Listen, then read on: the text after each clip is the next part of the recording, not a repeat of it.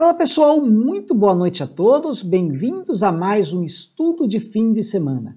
Quem não me conhece, eu sou Evandro Lima, sou analista da Rico e é um grande prazer poder estar com vocês mais uma vez. Semanalmente a gente tem esse encontro marcado, final do domingo, sempre às 8 da noite, para a gente dar uma passadinha geral pelo mercado, ver o que aconteceu de importante e também traçar expectativas para a próxima semana. E claro, sempre em primeira mão, quando a gente tiver alguma possibilidade no modo swing trade, operações de duração de alguns dias, aqui vocês vão conhecê-las em primeira mão. Só que antes de começar, já vai deixando o seu joinha. Se você é novo, se inscreve aqui no canal e clica no sininho para ativar as notificações e não perder nenhum vídeo. Bora, vamos lá? Bom, semana aí que começou bastante complicada. Na segunda-feira tivemos uma reviravolta no mercado com o ministro Edson Fachin tirando todos os processos que envolviam o ex-presidente Lula na Operação Lava Jato, tornando-o reelegível. Isso deu uma bagunçada forte aqui, a gente caiu com bastante força. Mas na terça-feira, de terça em diante, o mercado foi se recompondo, processando melhor tudo isso, tá? E a gente conseguiu até a quinta-feira se recuperar praticamente 100% do tombo da segunda-feira. Na sexta-feira, claro, o mercado não gosta de tomar decisão em véspera de final de semana. Aí ele voltou um pouquinho, mas ele está aqui na briga com essa região de resistência de 115 mil. E se ultrapassar, se conseguir superar, ele inicia a tendência de alta. Porém, ainda seria uma tendência de alta com reflexo no curtíssimo prazo apenas, porque a tendência principal segue de baixa, com os principais topos descendentes, assim como os fundos. Mas, de qualquer forma, segue com algum espaço aí para poder avançar, pelo menos até essa região da linha de tendência de baixa, que está por volta aí de uns 117 mil pontos aproximadamente. Então, há espaço para subir um pouquinho. Agora, para essa semana, pessoal, a gente não tem aí perspectivas muito boas, tá? Em termos de noticiário. A gente está vendo o nosso país, né, batendo recorde em cima de recorde, tanto em número de casos da Covid quanto em número de óbitos, ao contrário do restante do mundo, enquanto praticamente todos os países estão com uma redução da curva de casos da Covid, a gente está com uma curva crescente, o que está trazendo uma preocupação bastante grande lá para o restante do mundo. Aqui no país, a partir dessa semana, principalmente, começam a se intensificar as medidas restritivas, maiores restrições, lockdown em alguns locais, enfim. Então isso não contribui em nada, né, em termos de cenário positivo para o nosso lado. Também durante a semana temos a decisão do Copom, na terça-feira ele começa a se reunir, na quarta sai a decisão, onde o mercado já começa a esperar aqui um incremento na taxa atualmente em 2%. Então já tem muita gente falando talvez no aumento de 0,25% nessa taxa Selic, o que também não é bom para a Bolsa. À medida que essa taxa Selic comece a aumentar, isso pode fazer com que alguns investidores voltem a migrar lá para a renda fixa. Então isso também acaba não contribuindo muito. Mas a gente sabe que o mercado é soberano, né? Mesmo com tudo isso no radar, de repente acontece alguma coisa bem positiva, o mercado resolve se mandar para cima e não está nem aí para o que está acontecendo. De qualquer forma, pessoal, eu sigo extremamente seletivo e restrito, tá? Estou fazendo aí as minhas indicações a conta-gotas. Na sexta-feira tivemos um acionamento com a Marfrig, tá?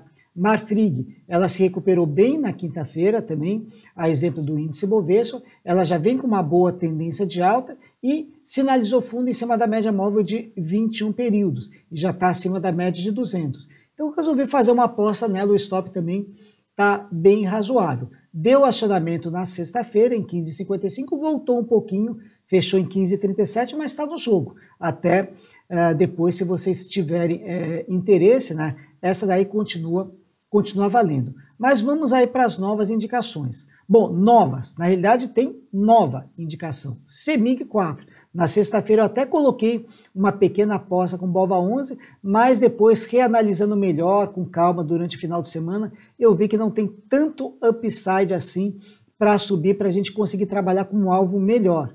Tá? Mas de qualquer forma, se o Ibov reagir, ele pode ajudar outras a seguirem. Então eu achei um upside melhor aqui nas ações da CEMIG. A CEMIG, observe, ela está em tendência de baixa também, mas semelhante ao IBOV, ela também tem chance de virar o jogo para cima aqui acima de 12,30 e com bem mais espaço para se desenvolver até essa resistência na região de 13,35.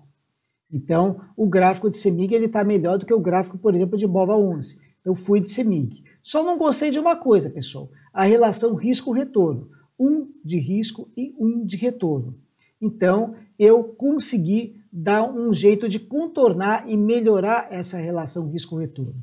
O que eu fiz? Eu vou trabalhar, a gente já vai ver os pontos, com uma segunda entrada estratégica aqui em 11,80. Observe que a gente tem um fundo em 11,75, joguei 5 centavinhos para cima, 11,80. Além de ser uma região de suporte, considerando esse martelo, onde depois ele acabou confirmando o fundo, também seria uma região onde passa essa nova linha de tendência de alta, desse movimento inicial para cima. Então seria um ponto interessante de repescagem. E aí, colocando essa entrada 2, a gente melhorou a relação risco-retorno mantendo esse mesmo alvo.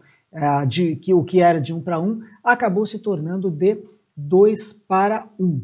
Como é que a gente faz? Evandro, me explica melhor como é que é esse lance de entrada 1 e entrada 2. A gente vai trabalhar com capital de risco. Digamos que eu tenha uma propensão a arriscar do meu dinheiro R$100. O que eu faço? Eu coloco R$50 na entrada 1 e 50 na entrada 2. Como é que eu calculo a quantidade em função disso? Eu pego os 50, nesse exemplo, divido pelo preço entrada 1 menos o stop, vai dar X ações. Depois eu pego os mesmos 50, caso depois o preço volte, e vou dividir pelo preço da entrada 2, que vai estar mais embaixo, menos o stop. Obviamente vai dar uma quantidade maior. Então é assim que a gente trabalha quando tem duas entradas. E nesse caso, pessoal, vai acontecer uma coisa interessante com a CEMIG. Como o alvo está curtinho, né, se pegar só a entrada 1, por exemplo, se a gente ficar só de entrada 1, não vamos ter realização parcial. Então a realização parcial vai ocorrer se ele pegar as duas entradas. Então vamos agora aos pontos, né? Primeiro, antes de ir para os pontos, vamos ver as condições técnicas. Além do gráfico de preços, o que mais que a gente tem favorável? O MACD, que já começa a trabalhar acima da linha zero no histograma, então o MACD corrobora essa situação de compra. Nós temos o IFR, Índice de Força Relativa, também flexionado para cima, e o ADX combinado com os indicadores DI+, e DI-. O ADX é o indicador de volatilidade, o DI+, e o DI-, ele dá sinais de compra. No meu caso, DI+, o azul, DI-, vermelho. Observe essa situação. Cruzou na compra, o preço foi embora. Foi embora até onde? Até o ADX começar a perder força aqui em cima. Observe que aqui ele começou a virar para baixo, e foi justamente o que aconteceu. Depois tivemos um cruzamento contrário, vermelho para cima, azul para baixo. O preço virou aqui para baixo. E observe que o ADX também já está começando a perder força aqui, ou seja, pode estar indicando também uma inversão de movimento novamente. Então, estrategicamente, também os indicadores estão interessantes. Mas, de qualquer forma, a gente tem que considerar sempre a saída pelo plano B, que é pelo stop. Então, vamos lá aos pontos, pessoal. Entrada 1 parcial não existe, tá? Nesse caso, vou até apagá-la daqui, porque não vai ter. Então, entrada 1, 12,35, com objetivo direto, 13,35 e o stop 11,30. Caso depois que acionou a entrada 1, o preço voltou, então a entrada 2 só vale se a entrada 1 já tiver ocorrido. Então o preço voltou, bateu em 11,80, a gente completa o lote, o nosso médio vai baixar para 11,98, nesse caso vamos ter uma saída parcial em 12,66, mantendo o objetivo final 13,35 e o stop em 11,30.